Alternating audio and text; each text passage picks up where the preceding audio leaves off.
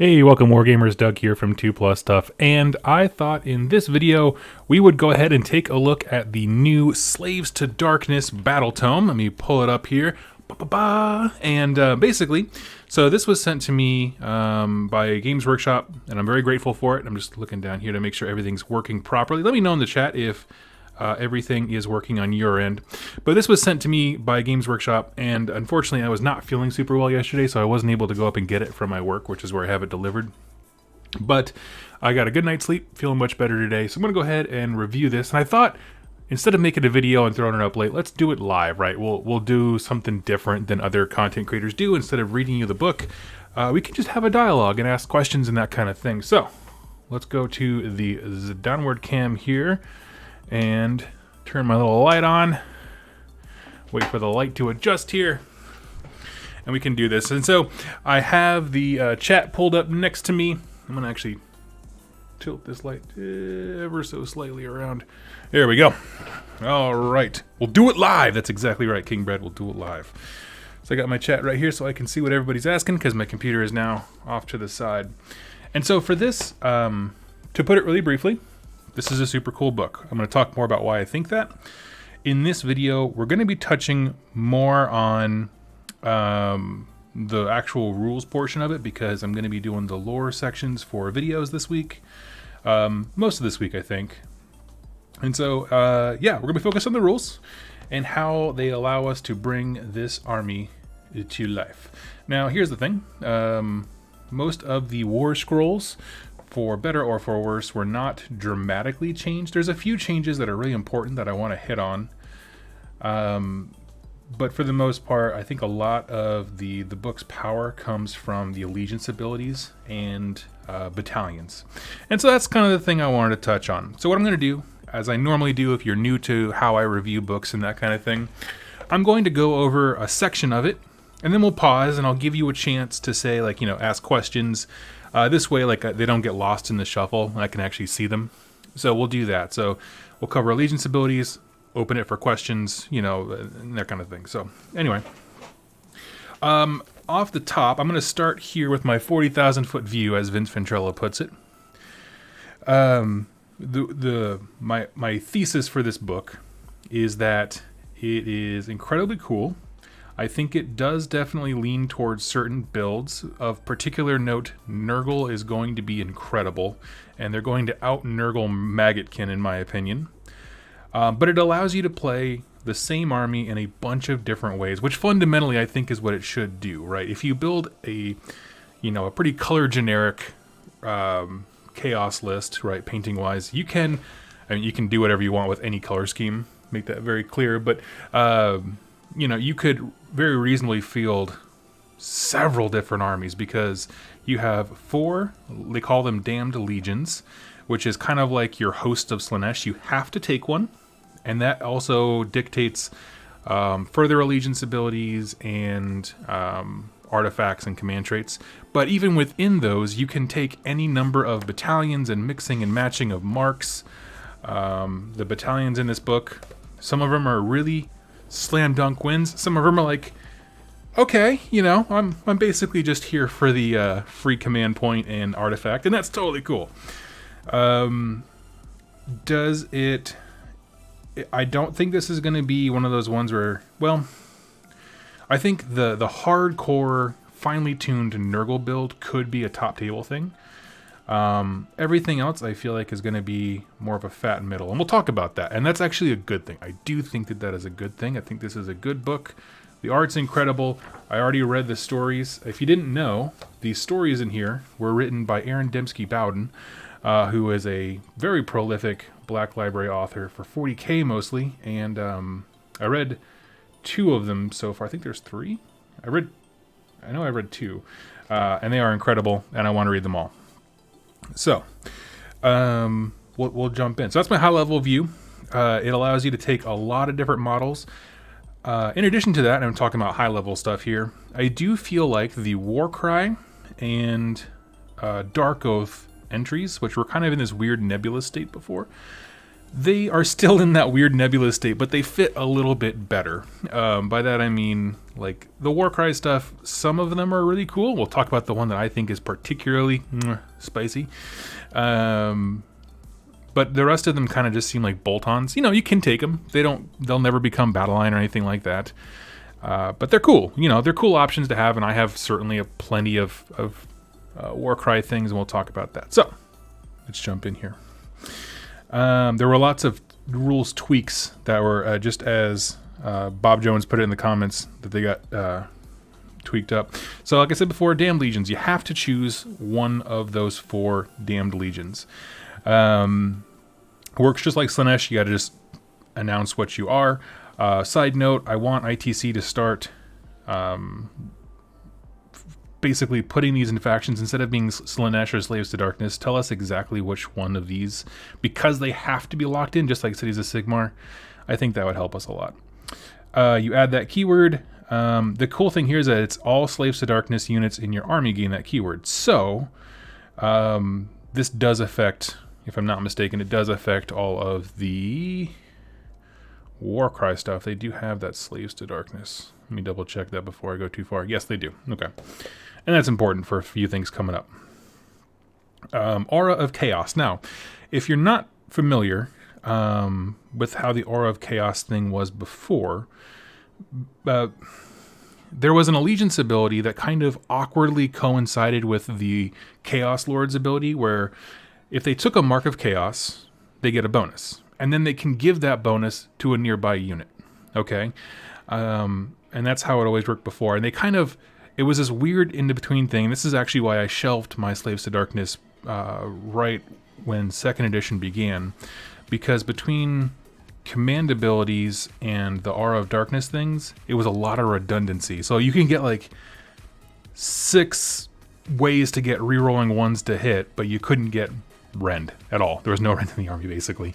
So like that kind of stuff. They cleaned up all the war scrolls. A lot of redundancy is gone. There's a few ways to double up on the same effect, but for the most part, the not fun aspect of all of having the same rules is gone. And that's due in part to this. So, each Slaves to Darkness hero in a Slaves to Darkness army has one of the following Auras of Chaos. And so basically, it just depends on how you mark them. You take a hero, you give them a mark, you get the associated thing. And they all work basically the same way, which is units that are wholly within 12 inches of that hero that have a matching keyword. So let's say, for example, your hero is a Khorne hero and they're near a Khorne unit, they get a buff. And if that unit, that hero that you chose is the general, there's a further buff on top of that. All of them are written the exact same way. And you have Khorne, Tzeentch, Nurgle, Slaanesh, and Undivided. So we'll go through them real quick. Aura of Khorne, reroll hit rolls of 1 for attacks made with melee weapons by friendly Slaves to Darkness Khorne units wholly within 12. In addition, if this model is the general, add 1 to wound rolls for attacks made with melee weapons by friendly Slaves to Darkness Khorne units. So that's the same format that they're all going to have. A static aura buff, and then if this person's the general, a secondary thing on top of that. So that's cool. All of the ranges are 12 inches. There are ways to get those to be bigger. Up to 18, I think, is one of the ways to do it. So keep that in mind. The idea here is you're going to have a lot of little heroes. And I can't emphasize that enough. You got stuff like the Dark Oath War Queen, the Chieftain, the Wizard, what else? The Sorcerer, I mean. Excuse me. Sorcerer and Chaos Champion. Like, there's a bunch of little heroes that are cheap as chips. So you can assign a hero to a group to do a task. So, the Aura of Tzeentch one is reroll save rolls of 1 for attacks that target friendly Slaves to Darkness Tzeentch units.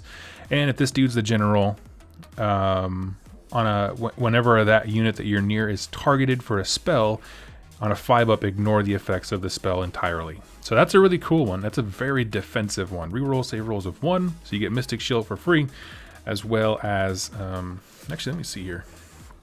So that's the Tzeentch one. Let's see if the Chaos Sorcerer still has that eye thing where he can, like, give somebody basically a save. Codsworn, no, I must have passed him. This is the downside to doing it live.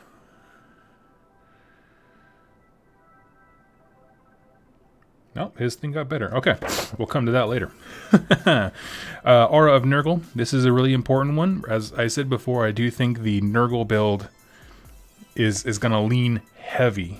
People are going to do that very, very extensively. Unmodified wound roll for an attack made with a melee weapon by a friendly Slaves to Darkness Nurgle unit wholly within 12 inches is 6. So if your Nurgle units are near this dude, they roll a 6, add 1 to the damage inflicted by that attack.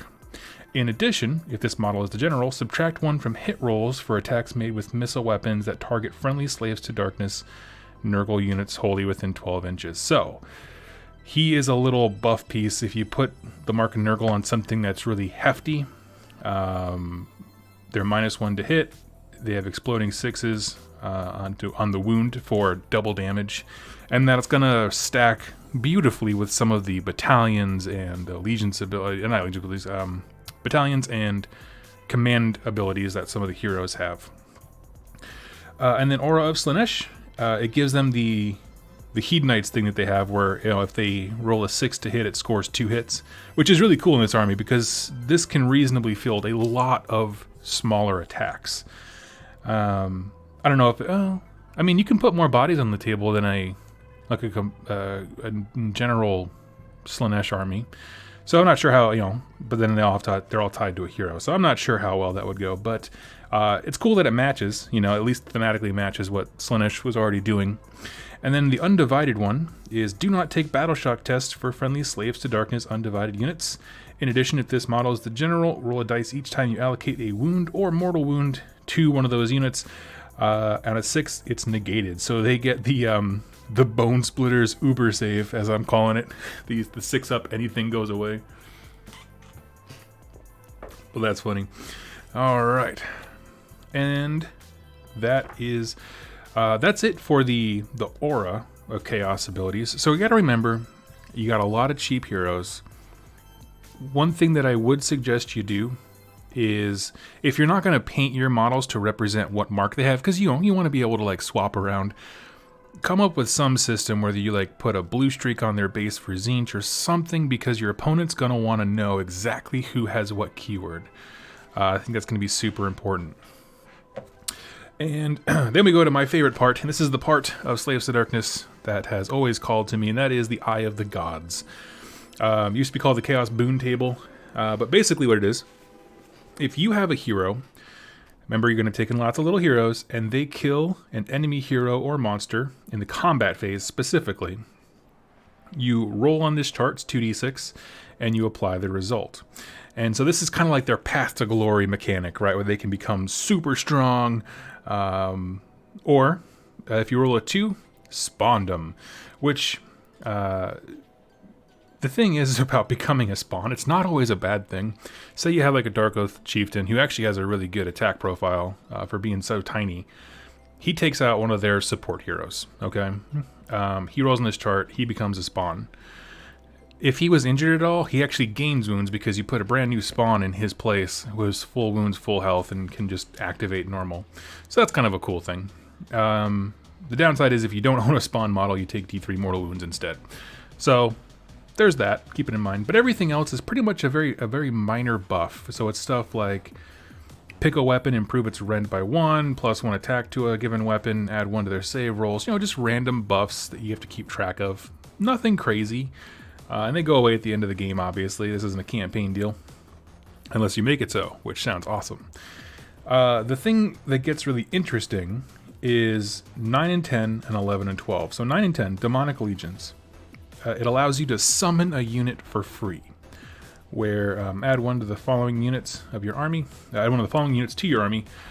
The unit you add is determined by this hero's Mark of Chaos. So if your minor Khorne hero slays something, you're going to get the Khorne keyword one. And it's all the lesser demons from the various factions, which is Bloodletters, Plague Bearers, Demonettes, Pink Horrors, and if you're undivided, 6 Furies from the Warcry set, which I think are pretty darn good, to be honest with you, if I must say so myself. And then 11 and 12 is Dark Apotheosis, which is your guy becomes a Demon Prince. Super cool, very thematic, absolutely love it. And then basically all this text says, you know, if your hero is a wizard, the Demon Prince is now also a wizard. He knows those same spells. He carries the same mark over. And if you don't have and command traits and artifacts, so all of that stuff carries over. And if you don't have a Demon Prince, you heal D3 wounds. So it's kind of giving you a way to do stuff, even if you don't have all the models. It's fine. So, and I'm going to tackle the spell lore, and then I'll open things up for questions. Now, the spell lore, some of them are very fun. So there's a lot of utility here, and I think this is fantastic because the units in a vacuum are not remarkable, right? They're just not. They kept them very generic so that other armies can still take the Slaves to Darkness stuff with a mark, and it won't, you know, make everything go off kilter. And I think that's fine. The utility of the spell lore is great. I do wish there was a prayer list and there was more priests, because we have that War Shrine, but he's his own thing, unfortunately. So, spell lore. Binding Damnation. It's a casting value of 7. Pick someone within 12 inches of the caster. 12 inches is the range of most things in this faction. If you're unsure of a range, assume it's 12 and then double check. Because it almost always is. Very few things are like 18 inches. Basically, you pick a unit within 12 inches, they fight last in the next combat phase. You have the Spite Tongue Curse, which at first glance I didn't like, but then after rereading it, I kind of am in love with it. So it has a casting value of 3. Okay? Super low. Anyone can get this. If it's cast, pick one enemy unit within 12 inches, and that unit suffers 3 mortal wounds. However, that 3 mortal wounds is awesome. If the casting roll is unsuccessful or the spell is unbound, the caster suffers 3 mortal wounds, which, you know, it's one of those things. It's a nice to have in your back pocket if you just need to get someone off an objective and it's like down to the wire. I wouldn't like, that's not a strategy, but it's a good thing to have in your back pocket. Whispers of Chaos is one of those ones where rolls on a 7. Roll a number of dice equal to the number of models in that unit for each 6. The unit suffers 1 mortal wound. If any models in that unit are slain by the spell, the unit cannot move until the start of your next hero phase. Alright, so that can lock somebody down. I like it. The idea is he's putting doubt in their minds, and so they have to stop and think about why they're there. So shutting down movement, that's a really good deal. Obviously, if someone has a wall of troops that they want to put on an objective, and you can get that to them, which is hard on a range 12 spell, but it's possible. Mask of Death. Pick one friendly Immortal Slaves to Darkness unit, wholly within 12 inches. It's a teleport. It's the big great hand of Gork, right? They're within 12 inches. You pick them up, you put them anywhere on the battlefield, more than 9 inches from enemy units, and it cannot move in the following movement phase. So that's it. You got to teleport. That's fantastic utility right there. Fight last, teleport. Awesome. Call to Glory. Let's see. Casting value 5. Pick one friendly Slaves to Darkness hero. You can reroll hit and wound rolls for attacks made by that hero if the target is a hero or monster. And that, you know, it's one of those things. It's very situational, but it's because the boon chart is so fun, I would probably take it. But I'm also like the patron god of suboptimal choices, so do you.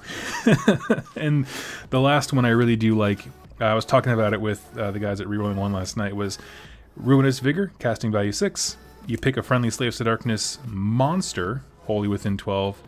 Until your next hero phase, when you look up the value of the damage table, it's treated as if it has 0 wounds. So no matter how beat up a monster is, you can make it fight at its highest profile. So I'm going to pause there before we dive into the various sub-factions. And I'm going to open it up to Q&A. And forgive me, I'll have my phone right here. If you have any questions for me, be sure to either at me, at 2plusstuff, so it highlights it for me, or type questions in all caps. And again, we're going to keep the questions limited to Allegiance stuff, just to kind of keep the conversation going. But from this thing, you know, like I said, large emphasis on smaller heroes. Those heroes are the real synergy pieces. The fact that they are now continuous aura abilities, always in effect, is fantastic. Model placement's going to be a big deal with this faction, just straight up, because if you move outside of your aura range, you're going to be in trouble. Not that you'll be in trouble. There's no negative modifier to it, but you lose a lot of effectiveness. Okay. Looks like no questions coming in. That's totally fine. We're going to move along. And we're going to chat about the Ravagers. The first... Joseph asks, is there a way to make Warcry guys battle line? No, there is not. Nope. But they do have uses. At least specifically one of them to me is pretty great. Sorry, just took a hit of coffee. All right. Ravagers.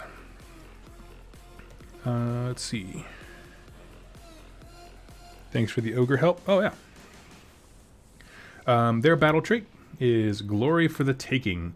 If your general is not a demon prince, you can pick one command trait for up to 5 friendly Ravager heroes. We saw this on the preview, excluding demon princes. So you got to have 5 heroes, none of them demon princes. In addition to the command trait your general can have. So that's awesome. We have a lot of command traits right there. They're kind of balanced around that idea. None of them are incredible, but they're all super cool. You must pick a different command trait for each of these heroes, and none of them can have more than one command trait. You can use these command traits for the heroes even though they are not your general. At start of your hero phase, you can pick one friendly Ravager hero, excluding demon princes, that is on the battlefield and has a command trait to stake their claim as warlord. If you do so, that hero becomes the army general until your next hero phase. That's super important. So you get 5 small heroes, okay? You each get a command trait, and every turn you get to rotate who is the general. This matters a great deal for all of those, I'm trying to think of the word, but the command abilities that everybody has, right? Inspiring presence, that kind of stuff, because it's always based on who's the general. And we're going to see with this next thing that things go to the next level, okay? Command ability. A Ravager's general, meaning whoever is the general that turn, has the following command ability. Rally the tribes. You can use this command ability at the end of your movement phase. If you do so, pick the model that is currently your general. The same model cannot be picked more than once per battle. So you have a maximum of 5 rounds, which is fine. It's all over by then anyway. That model rallies 1 unit of 10 Chaos Marauders, 5 Chaos Marauder Horsemen, or 1 Cultists unit, up to 10 models. Cultists are all of the Warcry things. The unit that is added to your army must be set up within 6 inches of the edge of the battlefield, more than 9 inches from the enemy. So, the fact that you keep rotating who your general is, and they can all keep using this, you can bring in, right, for up to 5 rounds, assuming all your heroes are still alive. You can just keep bringing dudes in from the sides of the board edge. So that's really, really cool. It's a nice one for keeping your opponents like on their back foot, when it comes to those backfield objectives, because it's the same kind of sneaky summoning that Beasts of Chaos has, which is just table edge, 6 inches, right? 9 from an enemy. And the fact is that they can then act normal. Obviously, it's the end of the movement phase, so they don't get to move. But I mean, like, they can get charged. They can just be a threat for an objective and that kind of thing. So super interesting. That one gives a bunch of stuff that's really, really cool. Plus, if you are like me and you have a bunch of Warcry models, it's a great way to integrate them, because they're not like the best when it comes to, as far as unit strength and utility and that kind of stuff. They don't have all the keywords that you'd want. You can't give them marks, for example. But being able to just drop them on the table in the backfield, some of them have a lot of movement, and that's a big threat. Command traits, I'm not going to go through, well, let me just pick out the ones. We'll pick 3 from each one of these. A lot of them, they have copies. So, for example, they all have, add 2 to the general's wound characteristic. And one of them that is, you can add or subtract 2 from the result of the Eye of the Gods table. So if any of your guys go Super Saiyan, they're allowed to change their result. So if you get Spawndom and you don't want that, you can go up 2, that kind of thing.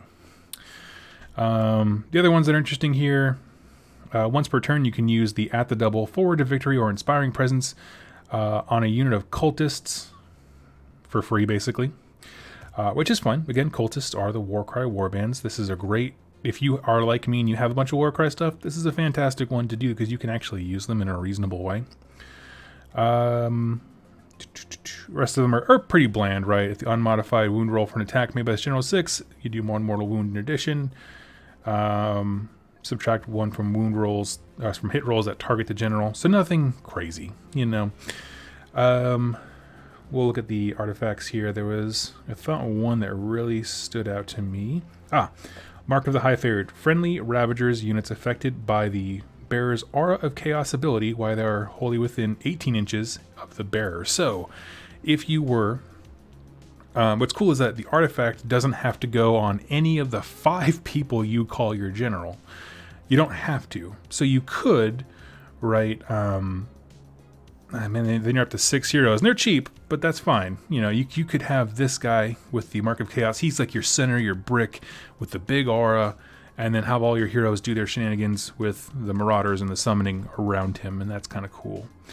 That's the big one that stands out to me. Mark of the High Favored. I like it just because it gives you some wiggle room, and I think that is super cool. And Apathy Kitten donating $2. Thank you so much. That's super. You are the most generous person. For real skis. So that is it for the Ravagers. Does anyone have any questions about them specifically? So while you're asking your questions, I'll just chat to myself. I think from a high level, they offer a really cool threat for scenario play because you can always bring things in. You know, the Beast of Chaos summoning, it's not abusable in the same way that like Slanesh stuff is, but it's super dodgy because your opponent doesn't, you can come from anywhere, literally. It's any table edge within 6 inches. Outside 9 of the enemy. So I think that is incredibly valuable. What else? Anytime you get multiple command abilities, don't expect them to be like the greatest thing since sliced bread because they just give you so many. As far as artifacts go, having the aura be 18 inches I think is my favorite. So Jake asks, is there a way you think this battle tome can mix with the Beasts of Chaos to make a big god-based soup armies, such as brass Despoilers being taken in a Khorne-based Slaves to Darkness army? Can you? Yes. I mean, they are literally allies, so they... Right? Yeah, Beasts of Chaos. Yes, so you can. The thing is, all of the aura stuff is keyworded to Slaves to Darkness mortal... blank, right? Mortal Khorne, for example, in your example. So you could, build your Beasts of Chaos brass Despoilers thing. But then you're running as a Khorne army, right? Not running as a Slaves to Darkness. There is also a Khorne battalion in here, so you could do, a battalion of each, right? And then you can easily fill your battle line. It would be a Khorne-based battalion, but have how would that work? I don't know. Not the best with list building. This is where it gets kind of weird, where 3 allegiances are working together. So let me let's see. Freedom Forever. You said in a vacuum these units aren't very good. What did you mean? I'm looking to get an Age of Sigmar, but worried about getting wiped off the table. So what I mean is, if you look at some of them, let's pick Marauders, right? That's like a good basic unit. Chaos Marauders. Okay, they're just a basic dude. 1 wound, 6 inch move, 6 up save. They have a shield. They're gonna die in droves. And the thing is, what I mean by this is that in a vacuum, right? When I say in a vacuum, I mean no allegiance abilities. If you just took this unit by itself with no buffs, no synergies, nothing, they're not amazing. There are better basic infantry for almost every other faction. The way that they get good is when you give them a keyword and you start using them in an allegiance ability. And the reason I make that distinction is because if you give them the Nurgle keyword, you can still take these in a Maggotkin of Nurgle army. And all of a sudden, all the gross wheel that turns and gives buffs every turn affects them. In Slaves to Darkness, they can, depending on your allegiance thing, do all kinds of neat stuff. So what I mean is that like none of the war scrolls are individually so good that they're like game breaking, or the points cost is so low that they're, oh my god, this is amazing. But when you start putting them into certain allegiances and taking them to different armies, they get really good. So for example, Freedom Forever, I'm not sure what army you're looking to take. This is a great book because they're not in a vacuum, right? They're taken always with these kinds of rules, and you know, a Chaos Marauder being buffed by an aura of, let's say, what's a good one? Oh, Aura of Nurgle is fantastic because you have so many attacks, right? Each axe does 2 attacks, or you can have the flails, which gives you 2 ranks because it's a longer range.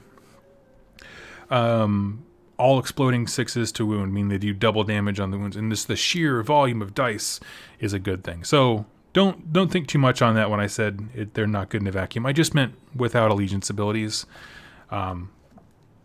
because they're not exciting to read on their own, but it's when you put them with other things that they become exciting. So that's what I meant. That's all I meant. Don't worry about getting deleted off the table. I think these guys have some real staying power. Let's see. I sort of just like the idea of running tons of warriors and the knights. How would you run those? We can chat about that as we go. I do think if you like warriors and knights, Ravagers is not a terrible one, simply because you can have mounted heroes that can take the auras with them. As far as which marks I would do, the Aura of Slanesh is cool because cavalry tend to have less attacks than their on-foot cousins with, you know, big units. Each 6 turns into 2 hits, and if the hero who's giving that aura is a general, everyone around them can run and charge. And that's a huge deal for if you take a cav-based army. Let's see. That's probably my favorite one, to be honest with you. The Nurgle one is also super good. But we'll talk about those. But I'm glad you're paying attention. I honestly, there's so many ways to build this army that I don't think you'll be disappointed. We're going to move on to the Kabbalists, or the Kabbalists, however you want to say that. Let me take a hit of my coffee. Okay. These ones are pretty much focused on magic for the most part. Sort of. It's kind of a strange thing. So their battle traits are binding rituals. At the start of your hero phase, you can pick one friendly Kabbalist wizard to perform one of the following rituals. So every turn, just put it right there at the start of your hero phase. You get to do one of these 3 things every turn. Pick one friendly Kabbalist unit within 3 inches of the wizard and perform this binding ritual. Roll a die. On a 3-up, the ritual is successful, and D3 units from that model are slain. For each model that was slain by this ritual, add 1 to the casting rolls made for friendly Kabbalist wizards until the end of that phase. So, you start your turn, you roll a die on a 3-up, a friendly unit near that wizard takes D3, they lose D3 models. It specifically says models, so don't do it next to a bunch of knights where they're 3 wounds each. And then, however many were taken away, all your wizards in this faction get a casting bonus based on that. So if you lose 2 dudes, every wizard gets a +2 to their casting rolls. Which is really cool. You know, if you want to go casting heavy, it's there. The lore, you know, the spell lore, it doesn't do much in the way of projecting damage, but it's a lot of utility things. So if you can make those deaths count in terms of like the greater strategy, I think it could be worth it. But not my first pick, I will say that. Let's see, make sure we're doing okay. All right. So the next one is Ritual of Corruption. Pick a friendly Kabbalist unit within 3 inches of the wizard, performing this binding ritual and roll a dice. If successful, D3 models from that unit are slain. Then pick 1 predatory endless spell within 12 inches of that wizard. This is a very importantly worded one, okay? So you're going to do the same thing. Roll a 3-up, kill D3 dudes from you. Then pick 1 predatory endless spell within 12 inches of the wizard. If 1 model was slain by this ritual, you can move the endless spell 3 inches. If 2 models were slain, 6 inches. If 3, then 9 inches. The reason that this is super important and I'm calling it now, you're going to see it, is because you have allies with the Beasts of Chaos. And the Wildfire Taurus is awesome. He does mortal wounds, makes people fight last, and it doesn't say it has to be a Slaves to Darkness endless spell. You can have your Slaves to Darkness wizard up front, near where the Taurus is, where it's doing damage on your enemy, and then again mid-game retake control of it to have it go over more units. And they're all being affected because at some point it did end in movement near them. So I think that's one you're definitely going to see. We can talk about the endless spells from this specific book. There's specifically one that I actually really like, but for the most part, I think that's definitely, I don't know. I think that's the standout, because just like where Cities of Sigmar gave new utility to endless spells, this is one where you're interacting with them in a different phase of the game, and it can do quite a bit. So even if, like, you put an endless spell out there, your opponent gets to control it and it hurts you, which is always like the thing that dissuades people from taking endless spells. The fact that you can go, okay, but now I can do it to you again. So even though I got hurt, we're both hurt. So, it depends on how okay with that you are. Personally, I like it. And the last one here is... Oh, wait, was that it? Sorcerer's Might, Ritual of Corruption. Okay, yeah, so it was those two. So, endless spells and the casting bonus. Now, in addition, Cabalist Wizards know the following spell in addition to anything else they know, which is called Crippling Ruin. If cast on a 7, pick an enemy unit within 18 inches of the caster, so longer range than most of their spells. Unit suffers D3 mortal wounds. In addition, reduce the movement characteristic of that unit by the number of mortal wounds that was inflicted. So, I like it. The only downside is it's all based on... first of all, two things come to mind. One, it's all based on how many wounds you do to yourself, so the more you hurt yourself, the better you get, which is a good trade-off in my opinion, especially when you have something cheap like Cabalists, or... I mean, this is a great place. If you want to play your Warcry warband... take your, oh gosh, what are they called? Not Splintered Fang. What are the other ones called? Cypher Lord, that's what I was thinking of, the Zinchi looking ones. Take your Cypher Lords, and in the short story, they're all killing themselves for their master's call or whatever like that. Like, that's cool. It's super thematic. Have them be his little entourage, and that's cool. But it is a bit of randomness, which not everyone likes. And the only other thing that I think is a negative is you pick the ritual, and then you have to roll a 3-up before determining if it's even gonna, like, how effective it's gonna be. It's okay, it's kind of like a prayer, but there's nothing that I can find in the book yet to kind of give you a way to, like, manipulate that roll or re-roll or anything like that. So I don't know. Maybe I just missed it. We'll take a look here. As far as command traits, again, now we're not dealing with 5 heroes, just got to pick one. And they also have the add 2 to the general's wound characteristic. You can change up to 2 from the Eye of the Gods table. They have the subtract 1 from bravery characteristic for enemy units nearby. Oh, I'm sorry, I totally missed this one right there. Mighty Ritualist, it does the ritual on a 2-up instead of a 3-up. Honestly, if you're going to lean heavy into this, I don't see why you wouldn't do that. Because, this is the flavor you're taking. So, I totally lied. I read this late at night when I picked it up. I think I got it around 8:30 at night. So, let's see. Okay, wait. So there's 2 here that are very specific. So when you try to do a ritual of Sorcerous Might, it's on a 2-up, and the other one is when you try to do a ritual of Corruption. Corruption being the endless spell one, doesn't on a 2-up, so you have to pick one. Interesting. Once per battle, when this general successfully performs a binding ritual, for each model slain by that ritual, you can heal 1 wound allocated to this general. So that could be cool. I mean, especially if you're doing something like Chaos Sorcerer Lord and a Mana Core, where he has a bunch of wounds, where if he gets hit by a shot here or there, after on a 3-up, he's doing what he already wanted to do, but then he also gets to heal in addition to. That's cool. Artifacts of Power.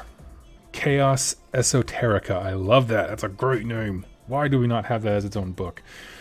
Soul Feeder. Pick one of the berry's melee weapons. If the unmodified wound roll for the attack given is 6, you heal 1 wound. It's alright. As the thing is, like, fighty artifact weapons don't grip me in a faction based on magic.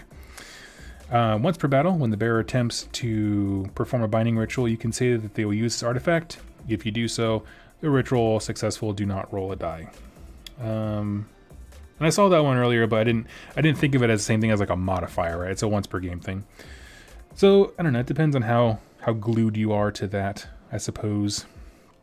Infernal Puppet. Once per battle in your hero phase, you can pick one enemy wizard within 24 inches of the bearer. In your next enemy hero phase, each time that wizard attempts to cast a spell, they suffer D3 mortal wounds before the casting roll is made. And if it kills them, the spell fails. You don't even try to roll it. So that's interesting for very, very spell casting heavy factions. You know, you think about like, I mean, if you can get it off on Nagash, that's awesome. It's just a bunch of D3 mortal wounds. But yeah, that's all right. Let's see. You have a pendant that makes someone able to unbind spells, and if they already can unbind, you get an additional unbind. They have an auto unbinding scroll. Once per game, you can just say something is unbound instead of rolling for it. And the last one is Spell Familiar. The bearer knows one extra spell from this spell lore, which might be useful. Especially, you know, the thing is that they know an extra spell, but they don't necessarily get to cast more. So, I don't know. I'm going to pause here, again, as always, like I do in these little sections, and open it up for questions. If you have questions for me, at 2plusstuff, or type question in all caps so I can see it if you have thoughts on how this works or something like that. This is one where I could see it being really, really cool to, you know, get your wizards, have the wizards look like a uniform theme, and then have like the Warcry Kabbalist or like that kind of be like their honor guard, the people who are trying to gain favor for them, and then they can be the targets of this because they're not super resilient or anything like that. You're not losing much, and they're cheap as chips. I think they're 70 points for a Warcry warband, I think, generally. Yes. So I think they're a solid choice for that role. You know, plus they would look cool. They would look like a cool little entourage of different units. Like he would have a little cohort for every wizard. I like that. That kind of stuff gets me. And I'll go to the next page here for Despoilers. So we have Despoilers and the Arcahaon one left. And then we're going to kind of skip around through a few of the War Scrolls and battalions. I'm not going to go War Scroll by War Scroll because this will take forever, and frankly a lot of them didn't change. And then we'll touch on the endless spells. So, another hit of coffee.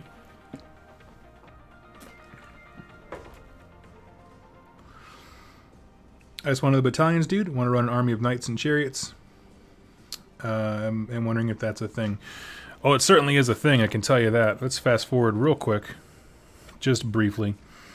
Because knights can be battle line in a Slaves to Darkness army, as are chariots and marauder horsemen. So if you want a full cavalry-based army, I'm not sure which battalion I would get to.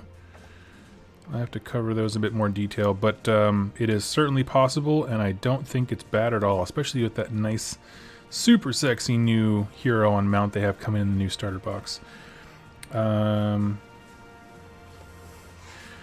Battalions for just about everything. There is a mounted battalion where everything gets 2-up mortal wounds after the charge. Like you have like impact damage. The other ones, I would probably go with Plague Touched is always good. And maybe the Corn one. We'll get to those. Alright, the spoilers. But to give you a spoiler alert there, yes, I think a Cav army could be very good. Battle traits for these guys. Sacrilegious Might.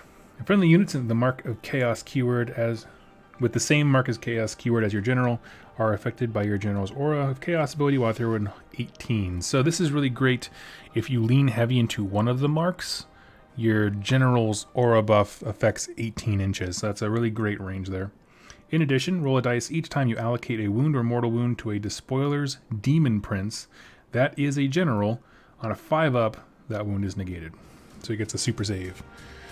Blessed by the Unholy. In your hero phase, you can roll a dice for each friendly Despoiler Demon Prince and friendly Despoiler monsters on the battlefield. On a 4-up to that model, and you can heal D3 wounds to the 4-up on that model. If that model is a Megalith Vortex Beast, you can only heal 1 wound instead of D3. Now we're going to pause. We're going to take a look at that bad boy because there's something very interesting that my buddy Brent pointed out as we were falling asleep last night. He texted me and I was just like, is this right? And I was like, oh man, I'm too tired to even think straight. Megalith Vortex Beast. If you look at his damage table, his Crushing Claws wound on a 1+ when he's at full health. Just auto, bam. I like it. In your hero phase, you can heal up to D3 wounds allocated to this model. So he will always actually be healing D3 +1 because he has this innate healing ability, which the other monsters don't have, I don't think. No, they don't. So I think that's why it's there. But I just wanted to take that moment to point out that he has a 1+ wound thing for his Crushing Claws. They're not incredible. It's 4 attacks, 4 to hit. Auto goes through if they're on full profile. Rend 1, damage D3. So they're cool, but they're not like game breaker. And then he has his little crazy spawn thing. If you haven't seen that, go check out his War Scroll because he has like this cool mutating ability. Let's see. So your Demon Princes and your monsters are going to be healing. That's awesome. Twisted Dominion. If a friendly Despoiler's Demon Prince finishes a move within 6 inches of a terrain feature, you can give that terrain feature the Pitch Black and Nightmare Chasm scenery rules below. Pitch Black makes them basically a infinitely tall obstacle that you can't see through, right? You can't see each other if you draw a 1 millimeter wide line between the 2 closest points of the models, right? Very simple.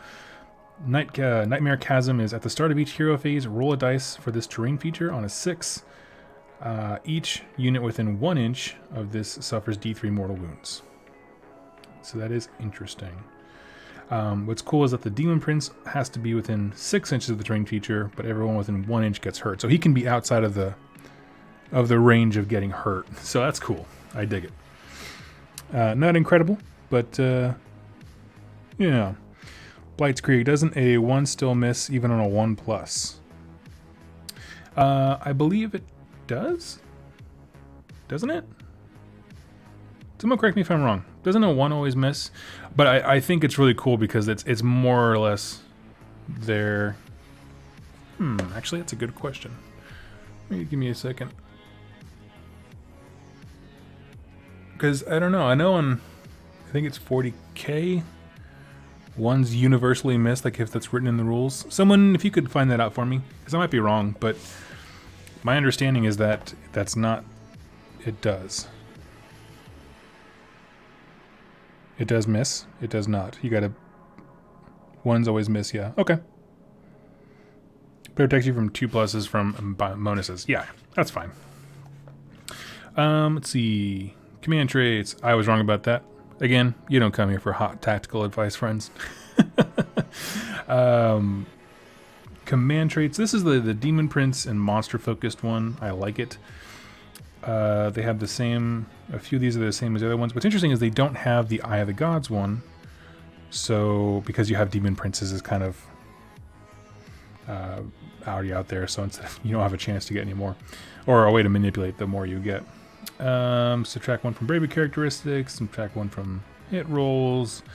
In your hero phase, you can pick 1 friendly Despoilers unit, wholly within 18 inches of the general. On a 3-up, you can heal D3 wounds allocated to it. So that's cool. A lot of healing for all these profiles, and the spell that you can cast to make them operate at their highest profile, no matter how much damage they have, is pretty nice. This one, you can give... Oh, you can do the Twisted Domain thing if you're within 9 inches or instead of 6. So even further away, you can project that terrain rules onto something. And here, I think, is the best one, if I'm perfectly honest. Paragon of Ruin. After setup is complete, but before the first battle round begins, D3 friendly Despoiler units can move 5 inches.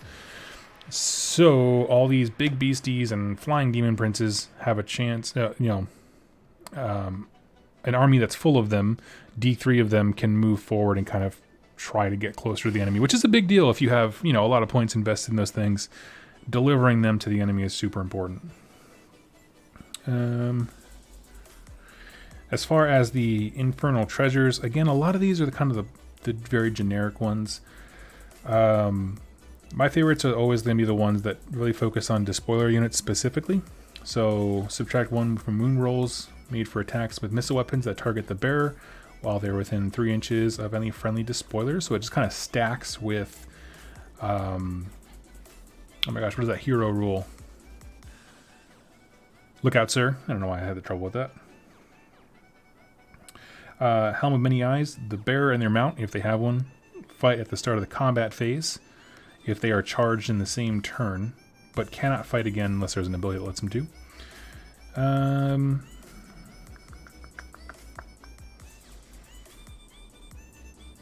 At the start of the first battle round, after setup is complete before the first battle round begins, you can pick one enemy hero or enemy monster on the battlefield. If you do so, Despoiler units can reroll hit rolls and wound rolls for attacks that target that unit, which is great because if you do that, then you throw your heroes at it and they can try to get the Eye of the Gods chart. And then Realm Warper's Twist Rune. Friendly Despoiler units wholly within 12 inches of the bearer are unaffected by the Twisted Domain rules, right? The Pitch Black and the Nightmare Chasm. So they don't get hurt and they can see through things, but there's not a lot of long range shooting, but it could be nice if you had a hill and you sat your general, or whoever has the artifact, it's not to be your general, but you sat them behind the hill and they're able to now draw line of sight and attack with magic whoever's on the other side, but they cannot be seen in return. So you could create a little bunker there, and that's kind of a cool idea. I'm just trying to think of things that have range that would really affect that, and there's not a lot. Spells are probably your best bet. Let's see. Yeah, that's kind of what I'm thinking. There's just not shooting. I mean, there is like the spears off of the javelins that the Chaos Marauders throw, but it's 12 inches. It's fine. It's fine. So, yeah, but it's an interesting one nonetheless, depending on the size of the ruin. So again, I'll pause there on Despoilers. Do we have any questions regarding the Despoilers? This is for Demon Princes and big monster boys. And I'll go ahead and just open that up there for anybody else. Got my phone here so I can look to see. Got some folks. Yes, thank you for clarifying, everybody, about the 1-up. I thought for a hot minute I must have been reading my old edition of the book from first edition. I don't know what I was thinking, but I make mistakes. It happens. Let's see. But debuff protection is super good, especially in the mirror match because the Nurgle stuff is all focused on wound rolls. So yeah. Let's see. 85 people in the chat. Hello, everybody. Doing good, doing good. All right. Hello, Jack, Genocide, and Chandler. How are we all doing? Sweet. Okay, I'll go ahead and start on the last one. That is going to be the Host of the Everchosen. So this one I'll say up top. If you're gonna bring Arcahaon, this is a great one. If you're not bringing Arcahaon, I don't see why you would take this. There's some cool things, but I just feel like it's all about him, and that's a good thing, right? I feel like he's a character in the lore anyway of such presence that having his own little sub-faction makes total sense, and I'm cool with that. It's just a lot of things are tied to him specifically. Doing great, your lore videos are awesome. Thank you! So let's see, battle traits. If Arcahaon is your general and on the battlefield, friendly Host of the Everchosen units are affected by his Aura of Chaos ability if they are wholly within 18 inches of him. Now, this is particularly important because if we look at Arcahaon, you see that he actually has the keyword for all of the Chaos Gods and Undivided.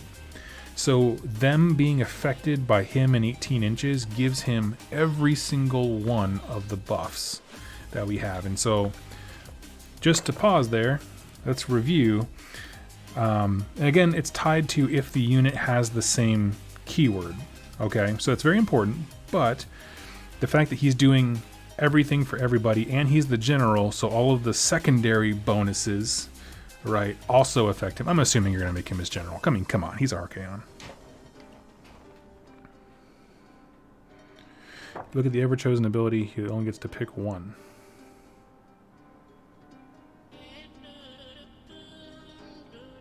If you look at the ever-chosen ability, he only gets to... Sorry, give me 1 second, Ungface. You just pointed out something interesting. Let me see here. Ever-chosen ability.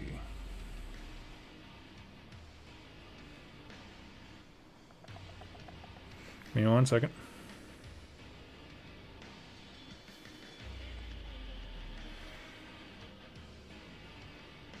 I want to make sure I'm right. I'm happy to be wrong.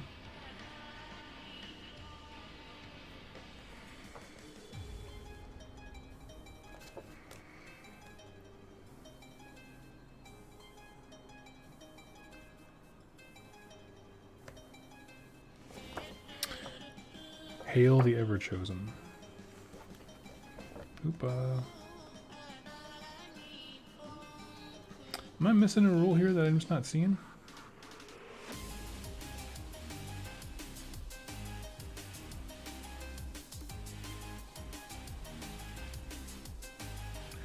Friendly hosts of the Ever-Chosen units are affected by his aura of chaos ability.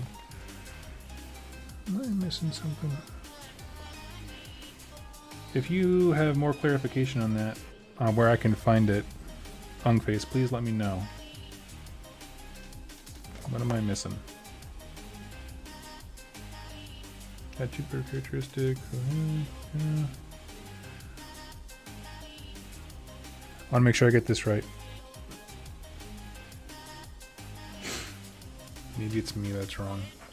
I don't see anything that says it does, so that's cool. No, this is exactly why I wanted to do this live, because if I had made this recording video, I wouldn't have worked through it. So this is awesome. Thank you so much for piping up.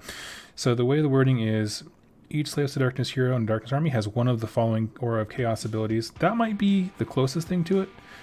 The Aura of Chaos is determined by its mark chaos word. Khorne heroes, Tzeentch heroes. He has all of those, or he would. Sorry, I didn't mean to derail. No, this is super important. So it's tied to having like Slaanesh hero, Undivided hero, Nurgle hero, which he has all of those because he has all the keywords plus hero. And so that takes care of that. So that's fine. I mean, the only thing I can see that ties it up is each Slaves to Darkness hero in a Slaves to Darkness army has one of the following Aura of Chaos abilities. So that's the only thing that would make me think he has to pick one, but it's not very explicit, because then it goes on to say that it's determined by these keywords and he has all of them. So I'm not sure. And we go to Host of the Ever-Chosen. If Arcahaon is your general on the battlefield, friendly hosts of the Ever-Chosen, which is all Slaves to Darkness units, because they gain the keyword by taking this sub-battalion, are affected by his Aura of Chaos ability if they are within 18 inches of him. So I'm going to leave that open. If someone has a reason to say that he doesn't, go ahead and throw it in the chat. From right now, as far as keywords go, I think he can do everything. Which, I mean, you know, thematically makes sense, but I also understand the counter that if that seemed a little too good that they would reel that in. So I'm open to whatever, but it seems like he should be able to do everything.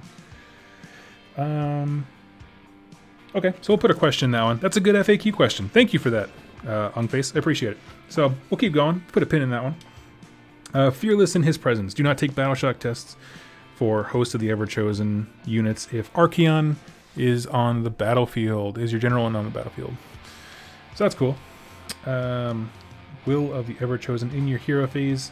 If Arcahaon is your general and on the battlefield, you can pick one enemy unit on the battlefield. If you do so, you can reroll hit rolls and wound rolls of 1 for attacks made with melee weapons by hosts of Ever-Chosen units that target that unit until your next hero phase. So every turn, you get to pick a dude, and that dude's like, screw that guy, and everyone gets better at killing that guy. Could be any unit, doesn't have to be a singular guy, but yeah. The text right under that paragraph on the Aura of Chaos explains it. If you select a unit with more than one mark of chaos to be part of your army, you must pick one that will apply for the duration of battle. You are correct. Thank you very much, Eric. And Ungface, you are absolutely right. So, if you select a unit with more than one mark of chaos keyword to be a part of your army. More than one mark of chaos keyword. That's a bummer, kind of. I mean, I'm fine. I get it. I don't know. I think Arcahaon should be able to do all of them thematically. I'm fine if he doesn't, though. But thank you, everybody, for pitching in on that one, for clarifying that. That's why I like to do these live instead of just in my own head.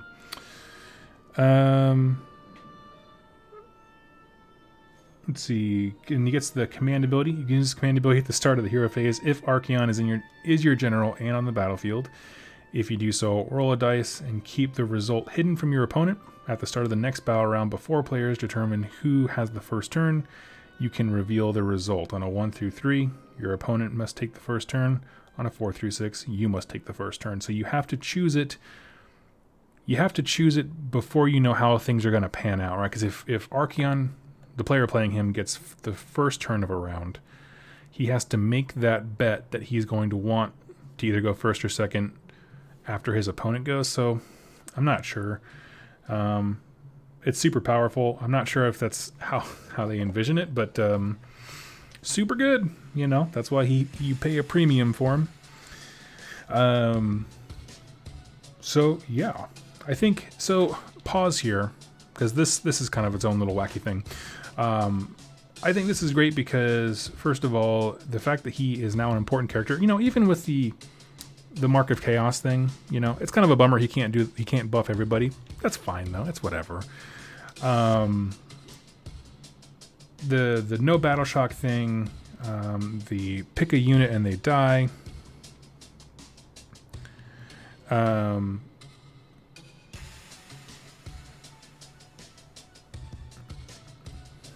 Thomas Berg, it's can.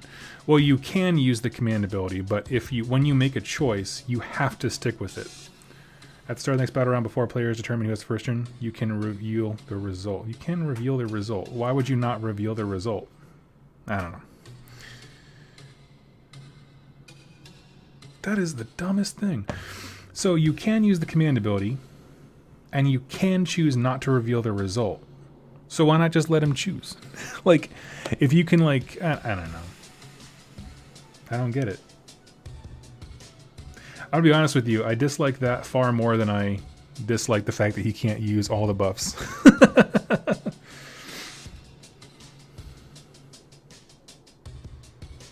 I don't know. Turn control. Okay. So, let me get this straight. So, like, you can use the command ability, and you roll a dice, keep the result hidden. At the start of the next battle round, before players determine who has turn. So, if you get a 6, right, you would generally reveal that, because then you take the next turn. If you get a crappy one, then you can say, I'm not going to reveal this, and we roll, so that way you have a chance of getting the double turn. Is that... Correct me if I'm misunderstanding. Is that what we were supposed to be doing? So it's improving your odds of dictating who goes first, rather than saying you get to straight up choose.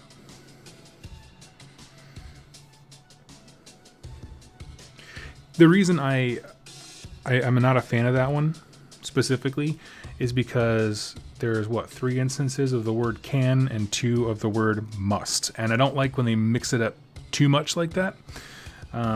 Thank you, everybody, for walking me through that one. So, it's better than just having a flat choice, because there's a randomness to it that's not, you know, overpowering. But, I'd be fine if they deleted that and let him use all 4 Legion's abilities, or Aura of Chaoses. And next this is a kind of a quirky thing, which I'm not quite sure how I feel about, but... After you have given the host of the ever-chosen keyword to your army, you must, let's get back to that word, choose one of the keywords from the list below. All Varengard units gain that keyword. And so basically what it is, if you don't know the lore, Arcahaon has like his 8 circles of generals that are all amazing Vanguard guys, and you're basically picking which circle they're all from, and they all just have different bonuses. And as was pointed out to me, the Vanguard War Scroll, it didn't, it got better. Strictly, it did got better. It is better today than it was yesterday, to put it as Jack from Rerolling One says. But it's not like, oh my god, this War Scroll is so incredible. It's not like breathtaking or anything like that. But the thing is that when you start stacking these little buffs to it, yeah, I think it's cool. So, and there are just various things, like the last one is my favorite. They can fly. Just get the flying horses. I like it. Let's see. They can heal if they destroy a unit. They add 1 to the damage if they made a charge move. Reroll hit and wound rolls that target a hero or a monster, but they're not heroes themselves, so they won't get to do the Eye of the Gods thing. You can pick a terrain feature and basically shake it so that everyone on it gets hurt. So they're just minor buffs. It's fine. No, they're cool.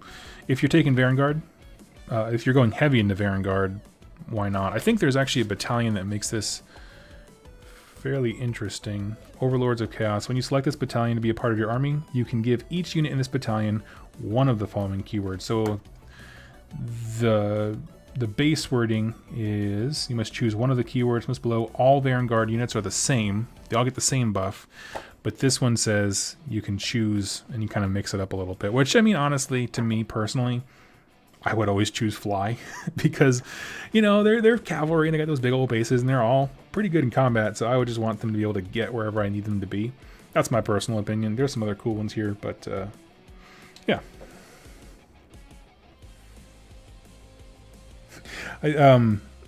Constantinos nailed it. I think they gave him fly just to make sense of that awesome but weird piece of artwork. I've seen that one where they're like, there's like a mouth to hell and they're just like soaring out of it like Meatloaf Bat Out of Hell art cover style. So I like it. Let me go through. This is the Path to Glory stuff. Like I said, I'm not going to hit all of the War Scrolls. I'm just going to touch on the battalions here. I'm not going to touch on the Grand Battalion because it's too big for general games. And I do want to say thank you for everyone for pitching in when it comes to correcting me on stuff. This is why I like to do things live, because I get to bounce ideas off people. So I hope you don't think less of me for getting mistakes wrong and that kind of stuff. But you know what? I'm having fun. I hope y'all are too. I got the book last night at about 9 o'clock. So I think I'm doing good. I'm doing good for the short amount of time that I've had it. Godsworn Champion of Ruin. This is going to be your... This was kind of like the basic template for things where you have a list of heroes to choose from, and your list 4 to 8 of kind of all your general chaos dudes. In your hero phase, you can pick one hero from this battalion within 3 inches of an enemy unit. If you do so, that hero can fight. Interesting that you can pick one hero from this battalion, right? And there's only one hero in this entire thing, one unit chosen from the following list, and he's the only one who can fight. The problem with this one is if the hero you chose to fight kills what he killed, right, it kills a hero or a monster or something cool, he killed it in the hero phase and therefore wouldn't get to roll in the Eye of the Gods table because that has to happen in the combat phase. So I look at this and I'm like, but why? But pourquoi? It's not bad if you want to run an undivided thing where that's just, it's just an extra set of attacks that you can throw on something. That's fine. Yes, Spire Tyrant in the book. I'm going to touch on all the new entries because those are things we haven't seen before. And there's God's Wrath, which is pretty cool. It's basically everyone huddles around the War Shrine, and it's like the generic Slaves to Darkness stuff that was before. In your hero phase, you can pick one Chaos War Shrine from this battalion and roll a dice for each enemy unit within 24 inches of that War Shrine and is visible to it. For each 6, that unit suffers D3 mortal wounds. So again, this is one that would not be out of place in the Despoilers, I think it was, where you can make a terrain feature in it blocks line of sight for your enemy, because then you just park the War Shrine next to it, and he's shooting people because he can see them. It's not an attack. It's just an innate ability. You park your war shrine back there. No one shoots him. He shoots them. Every visible unit on a 6 takes D3 mortal wounds, which can be quite a bit if they're trying to come towards you around the terrain feature. Not amazing, but it's there. Wait a second. Do heroes affect themselves with their auras of chaos? Yes, they do. And I imagine that would also, I don't see why it wouldn't do the same if they were generals as well. But they did before, and I have no reason to think that that's changed. Here's the Ruinbringer Warband. Dark Cavalry. Each time a unit from this battalion finishes a charge move, you can pick one enemy unit within 1 inch of that unit. If you do so, roll a die. On a 2-up, the enemy unit suffers D3 mortal wounds. There are pros and cons to this. The pro is that you have a cavalry-based army. You have enough options to make all your battle line go nuts, go wild. It's going to be cool. The downside is, I wish that this impact damage, is what I'm going to call it, was written kind of like how the Gorgruntas are, because you can have a unit of 10 knights and a unit of, 1 knight that's left alive from being super beat up and haggard, and when they charge in, they do the exact same amount of mortal wounds. Whereas in the Gorgrunta thing, it's like for every one of the Gorgruntas that ends its movement near an enemy unit, they take a test. So if 3 Gorgruntas go in, that's 3 tests, right, to see if they're mortal wounds for impact damage. Whereas, I don't know, even if it was pick all enemy units at the end within 1 inch of, take that. So that one's kind of lackluster. I feel like if it was damage per knight, that would be really, really cool. It didn't have to be D3, right? If it was damage per knight, it'd be fine if it was just 1 mortal wound. But it would give you some serious oomph as you charged headlong. Let's see. Then we get into the marked ones, and these are the ones that were interesting. They were in a weird place for the last like 2-3 years, where they were in the Everchosen book, but they used a bunch of Slaves to Darkness stuff. But you could take them in, Maggotkin, for example. So you're like, you got a full freaking library trying to figure out what your abilities do. Tom Lyons from Warhammer Weekly ran the Plague Touched one, which again I think is the real winner here. Let's see. Make sure everything's working all right. Okay, still up. Yesterday my router went off and now I'm paranoid. So we have the Blood Marked one. This is the Khorne Battalion. Blood Rage. And so all of them are 1 Mortal Slaves to Darkness hero with that associated God's keyword, and the thematic number of mortal units for that unit. So Khorne's number is 8. So it's 1 Khorne hero, 8 Mortal Slaves to Darkness Khorne units. So that's kind of the basic blueprint for all of them. If a hero from this battalion slays an enemy model in the combat phase, you can pick 1 unit from the same battalion, wholly within 12 inches of the hero, add 1 to the attack's characteristics of its melee weapons until your next hero phase. Same unit cannot benefit more than once. It's fine. I think it's cool, but the fact that your hero, of which you have exactly 1, has to do the things, if he gets sniped out, this battalion shuts down completely. So I'm like, but you also get an artifact and you get a command point, so weigh that as you will. The points for these vary a little bit. So the Blood Marked one is 180, which I think is steep for that, but that's my opinion. Fatesworn Warband is the Tzeentch one. So you have a Tzeentch mortal hero and 9 Tzeentch mortal units. And at the start of the hero phase, you can pick 1 unit from this battalion that has 9 or more models. If you do so, at the end of the combat, at the end of the phase, that unit can attempt to cast 1 spell and attempt to dispel 1 endless spell. It knows the Stolen Sting spell. So it only knows that one. There's nothing else, but it can attempt to dispel something. That's cool. Stolen Sting has a casting value of 7. If cast, pick 1 enemy unit within 18 inches of the caster, meaning that unit. Worsen the Ren characteristic of that unit's melee weapon by 1. So if you take your Marauders, you get yourself lined up against, think Iron Guts, some big, hammer unit from the enemy. You can make them a little bit less effective.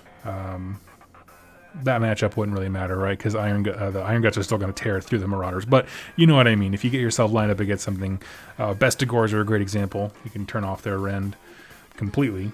It's interesting. What I like though is that it has nothing to do with the hero. So it's completely independent. If he dies, it doesn't say, you know, your hero picks a unit and they get to do that thing. It's just at the start of your hero phase, you can pick a unit from the battalion that has 9 or more models, which means it literally can't be your hero, and they get to do this thing. So that's cool. At least, you know, at least if he dies, they get to keep doing their thing, which is nice. I like that. That's a good value. That one is Fatesworn. That one is also 180. Okay. Oh, this music's a little intense. I was trying to have I had like the dark and broody music playlist on to kind of set the mood for chaos. And sometimes it, I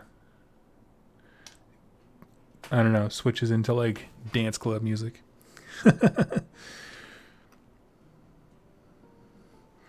Let's see. Let me get through this section. I'll do other Q&A stuff. Plague Touched Warband. This is the one that I think is a real winner. It's 1 Nurgle Mortal Hero, 7 Nurgle Mortal units. If the unmodified wound roll for an attack made with a melee weapon that targets a unit from this battalion is 6, the attacking unit suffers 1 mortal wound after all of its attacks have been resolved. In addition, in your hero phase, you can pick 1 unit from this battalion and 1 enemy unit within 1 inch of it. If you do so, roll a dice. On a 3-up, it takes D3 mortal wounds. This is awesome because you can just field hordes and hordes of dudes, and the more attacks your opponent dumps on them, all 6s to wound will hurt them back.